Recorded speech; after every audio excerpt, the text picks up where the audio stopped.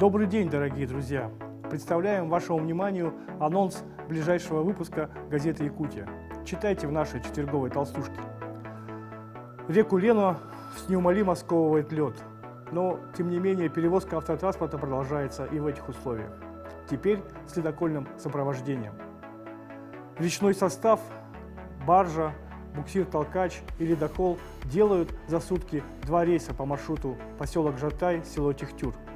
Расстояние от левого берега до правого здесь всего 4 километра, но только речники знают, какой ценой им дается этот маршрут. Подробнее читайте в нашем ближайшем номере. Сколько в республике бесхозной земли? Больше, чем вы думаете, ведь к таким участкам можно отнести все, что не поставлено на кадастровый учет. А это и земли сельхозназначения, и особо охраняемые природные территории, и даже частные подворья.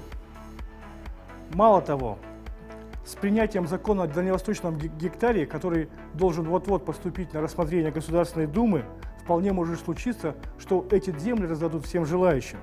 Как этого избежать? Читайте в нашем ближайшем выпуске. В прошлом году вокруг города Нюрбы были установлены массивные православные металлические почему-то кресты. Церковь объяснила, что таким образом она защищает город от зла. Но нюрбинцы инициативу не поддержали, и вскоре эти кресты оказались лежащими на земле. Газета «Якутия» решила разобраться, как это могло произойти и кто виноват в возникшей ситуации. Читайте подробности в нашем ближайшем номере. Быть чиновником становится невыгодно. Мало того, что госслужащим увеличили пенсионный возраст, опять не проиндексируют заработную плату, так еще и дни отпуска решили сократить. О том, как в ближайшее время изменится жизнь российского чиновника, расскажет инфографика в ближайшем выпуске газеты «Якутия».